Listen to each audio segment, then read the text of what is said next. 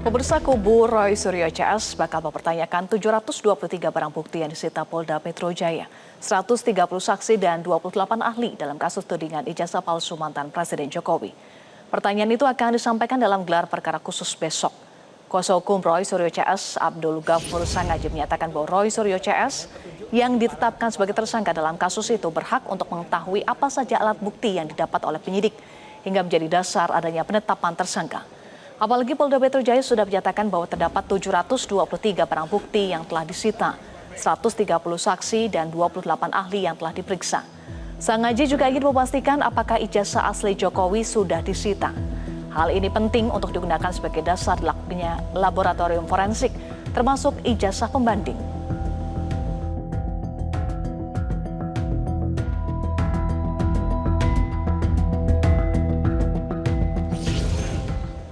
Polda Metro Jaya menjadwalkan gelar perkara khusus kasus tudingan ijazah palsu mantan Presiden Jokowi pada Senin 15 Desember besok. Agenda gelar perkara khusus akan melibatkan unsur internal dan eksternal.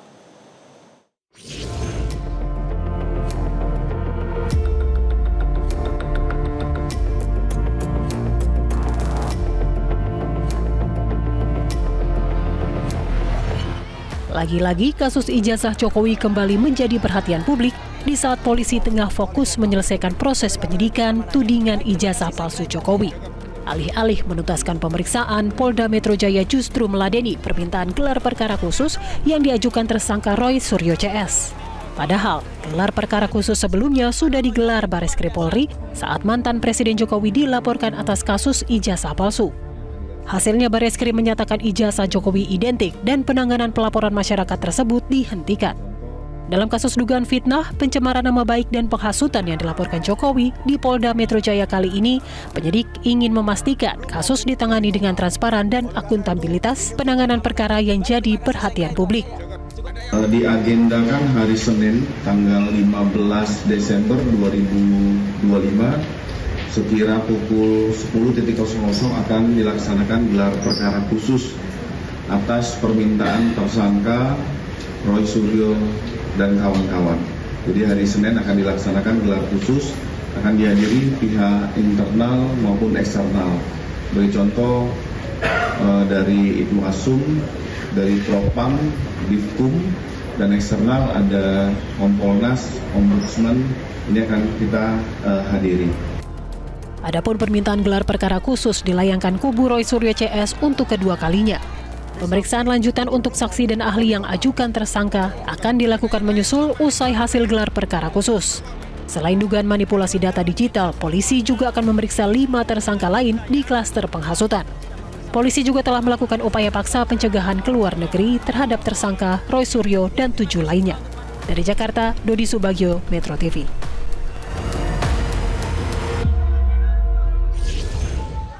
Pemirsa, alih-alih mempercepat ke meja persidangan, mengapa kubu Roy Suryo CS ngotot ingin gelar perkara khusus di Polda Metro Jaya terkait penanganan kasus fitnah dan pencemaran nama baik Jokowi, penghasutan dan dugaan manipulasi dokumen digital. Kita membahasnya bersama dengan tersangka kasus ijazah Jokowi, Roy Suryo, dan Wakil Ketua Umum Jokowi Mania sekaligus Koordinator Rumah Juang Prabowo Gibran, Andi Aswan. Selamat sore Pak Roy dan Pak Andi. Selamat sore, Eva. Pak Roy sudah bergabung? Pak Roy Suryo juga akan bergabung melalui sambungan telepon. Baik. Sambil menunggu sambungan komunikasi kami dengan Pak Roy Suryo, kita akan ke Pak Andi dulu ya. Saya ingin ke Pak Andi. Pak Andi, Anda sebagai bagian dari pihak yang terlibat, baik pelapor maupun saksi, apakah akan hadir dalam gelar perkara khusus yang akan digelar besok? Insya Allah saya akan hadir juga memberikan semangat kepada teman-teman sebagai saksi pelapor ya. Saya rasa besok jam 10 ya acaranya itu. Dan yang jelas kami melihat bahwasannya gelar perkara khusus yang dilaksanakan oleh Polda Metro Jaya yaitu merupakan hak konstitusi lah bagi mereka para tersangka tersebut ya sesuai dengan peraturan Kapolri. Yang jelas bagi saya melihat ini sebetulnya sesuatu yang ya mengulur-ngulur waktu lah untuk itu. Karena masih ada klaster 1 yang belum diperiksa, kemudian saksi ahli, maupun saksi yang meringankan dari klaster 2 itu pun juga belum diperiksa. Nah, artinya kan itu sementara ini kan perjalanan untuk memeriksa mereka ini kan agak di stop dulu sampai selesai untuk permasalahan gelar perkara khusus. Yang kalau saya lihat ya gelar perkara khusus itu kan bukan artinya ada sesuatu hal yang baru, mungkin adalah penjelasan-penjelasan yang nanti akan diberikan oleh Polda Metro Jaya. Begitu, Eva. Jadi Anda melihat bahwa gelar perkara khusus hanya upaya untuk buying time saja, Pak Andi? Iya, kalau saya lihat sih ya seperti buying time gitu. Tapi boleh juga artinya begini, jadi tidak ada lagi setelah gelar perkara khusus mengatakan bahwa kami dikriminalisasi ya, Polda Metro Jaya tidak transparan, Polda Metro Jaya berat sebelah dan sebagainya. Jadi hal itu sudah menutup ya alibi-alibi mereka atau mempertahankan pendapat mereka mengenai hal yang dikatakan dikriminalisasi menurut mereka. Begitu, Eva. Pak Roy sudah tersambung? Pak Roy Suryo, selamat sore. Halo, sore. Ya, sore, Oke, Pak Roy Suryo, Ya. tadi disampaikan oleh Pak Andi, katanya gelar perkara khusus hanya buying time, tapi akhirnya permintaan Anda untuk gelar perkara khusus dipenuhi nih, Pak Roy. Apa yang Anda sampaikan saat gelar perkara khusus besok? Iya, siapa yang bilang buying time? Yang bilang buying time Andi, itu kan Pak Andi bilang ini upaya untuk buying time. Anda setuju, iya. Pak Roy? Saya yang bilang Sama sekali tidak. Ini kan sudah diatur dalam dalam peraturan Kapolri bahwa memang semua pihak itu berhak melakukan atau melakukan permintaan gelar perkara khusus. Dan artinya sekali lagi kami berterima kasih kepada Polda Metro Jaya karena memang banyak prosedur yang belum yang belum dilakukan. Misalnya, ya belum dihadirkan para Pak Roy? Baik, sepertinya terjadi gangguan komunikasi kami kembali bersama dengan Pak Roy Suryo. Pak Andi, Anda ingin tanggapi tadi ada sedikit ya yang disampaikan oleh Pak Roy Suryo, ada hal-hal yang belum diselesaikan dalam upaya penyidikan, makanya perlu adanya gelar perkara khusus besok. Ya, saya katakan tadi ada hal yang belum yaitu apa? Pemeriksaan terhadap saksi meringankan mereka, terhadap saksi ahli mereka, ya kan? Ada klaster 1 ya. Seperti apa gitu. Tadi saya kembalikan lagi bahwa mereka ini kan selalu berteriak-teriak masalah kriminalisasi. Kita selalu katakan kami ini dikriminalisasi ya. Dan ini kan permintaan mereka untuk mengadakan gelar perkara khusus ini sudah terpenuhi. Ya memang sesuai dengan peraturan Kapolri gitu loh. Yang jelas setelah ini jangan sampai ada lagi perkataan-perkataan yang saya katakan tadi masalah kriminalisasi itu gitu. Masalah ini kan status mereka ini sebenarnya sudah tersangka gitu ya. Artinya begini, apakah nanti di dalam gelar perkara khusus kan pasti kan dia membawa juga bukti-bukti mereka disandingkan dengan bukti-bukti dari kami yang ada 700 sekian itu dan juga saksi ahli yang ada berapa 28 saksi ahli dan 130 dari saksi pelapor itu. Dan tinggal disandingkan seperti apa gitu kan. Jadi setelah itu tidak ada lagi perkataan namanya kriminalisasi. Begitu Eva. Bukti-bukti apa yang akan dibawa oleh Pak Roy Suryo besok? Pak Roy? Mohon maaf tadi terputus, Mbak. Ya, silakan dilanjutkan boleh. Ya, mohon maaf tadi terputus. Jadi ya bukti-buktinya standar aja, jangan kepanasan kalau kami membawa bukti-bukti yang memang bisa mematahkan tuduhan itu, termasuk ketika kami itu dituduh melakukan rekayasa, melakukan editing, yang itu kan mereka kan berdasarkan ahli yang dihadirkan, yang ahli abal-abal itu, ya gitu. Si Joshua itu kan ngaco aja tuh, Joshua Roni dan lain sebagainya itu kan ngaco aja. Itu makanya besok kami patahkan, itu loh. Mana ada pasal 32 dan 35 yang kami lakukan, karena itu sebenarnya tidak pernah ada dan justru mereka lah, ya orang-orang yang kemudian mempertontonkan ke depan publik bahwa katanya punya ijazah scan ijazah asli, ya padahal itu palsu, ya nggak ada watermarknya, nggak ada kemudian nggak ada embossnya, itu yang dipertontonkan di depan umum.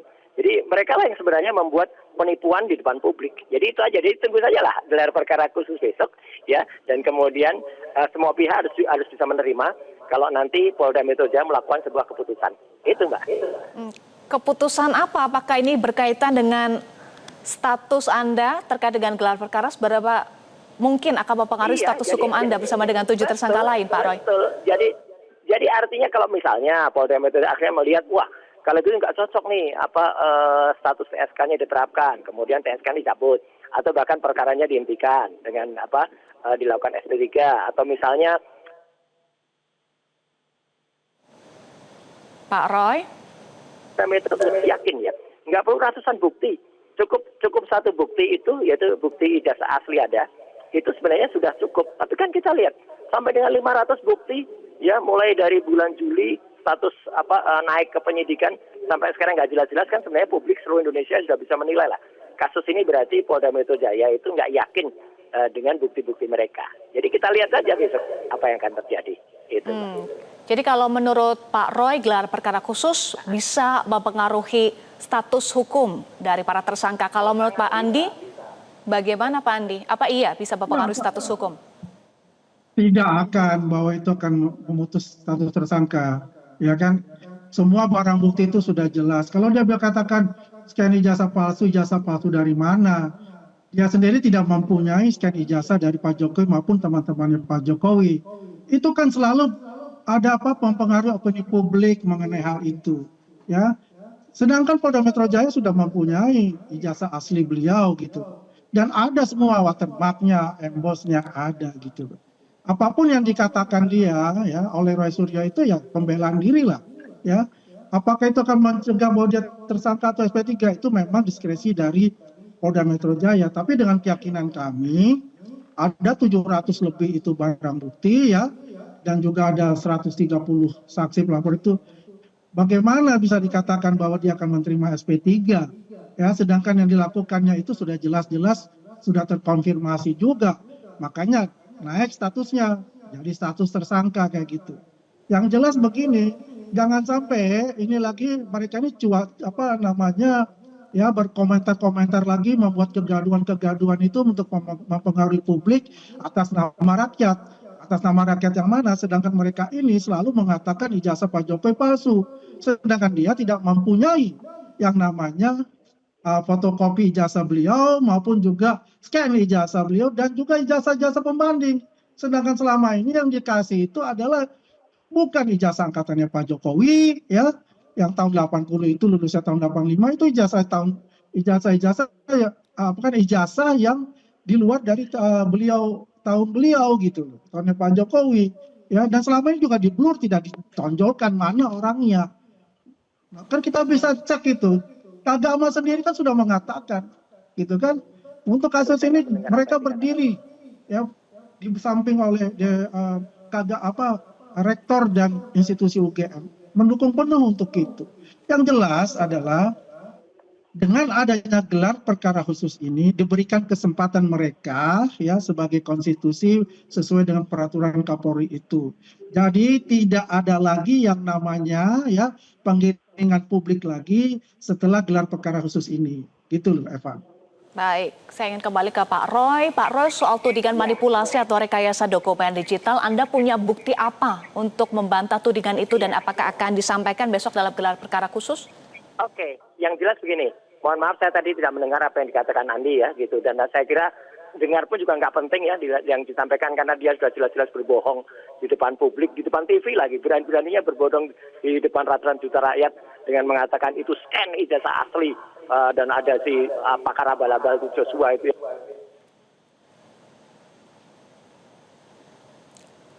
Baik, saya ingin tanya Pak Roy. Pak Roy? Baik, nampaknya terputus lagi. Saya ingin kembali lagi ke Pak Andi. Pak Andi, lagi-lagi ijazah Jokowi yang asli menjadi sorotan. Apakah Anda bisa menjamin itu bisa dibuktikan di persidangan? Bisa, Eva. Ya, saya bisa katakan 1000% akan ditampilkan oleh Pak Jokowi di pengadilan. Beliau sendiri kan sudah mengatakan di satu acara eksklusif itu, satu stasiun TV yang lain. Itu jelas itu. Ya, yang apa yang dikatakan Roy ini ya selalu membawa-bawa bahwa itu palsu dan abal-abal, sedangkan dia sendiri adalah peneliti abal-abal, tidak mempunyai sertifikasi BNSP dan sebagainya, tidak masuk ke dalam suatu organisasi yang berkompeten untuk itu, katakanlah digital forensik dan sebagainya. Apakah dia mempunyai ya namanya sertifikat untuk itu? Tidak punya untuk itu. Ya, selama ini apa yang dikatakan adalah palsu, palsu dan palsu. Memang tipe dia begitu, palsu, bohong, dan dia paling benar. Dan dia tidak pernah mendengarkan apa yang dikatakan oleh para ahli maupun orang-orang yang punya kompetensi untuk itu. Ya, jadi kalau kita lihat di sini, apa yang dikatakan selalu oleh Roy Suryo itu, ya, adalah suatu plot twist, ya, pemutar balikan fakta dan sebagainya. Makanya dia selalu katakan semua orang itu adalah bohong, termasuk Pak Jokowi dikatakan bohong dan selalu di downgrade, ya, apa yang dikatakan beliau, apa yang telah dikerjakan beliau untuk negara ini.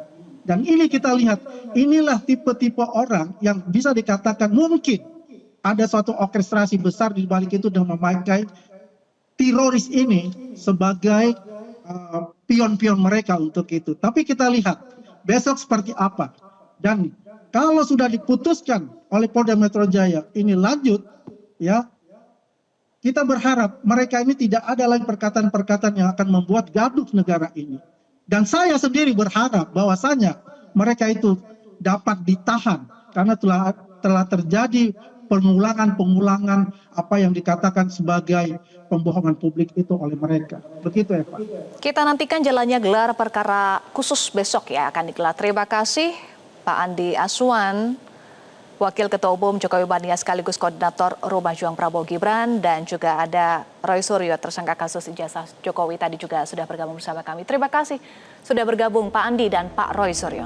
Jelajahi cara baru mendapatkan informasi. Download Metro TV Extend sekarang.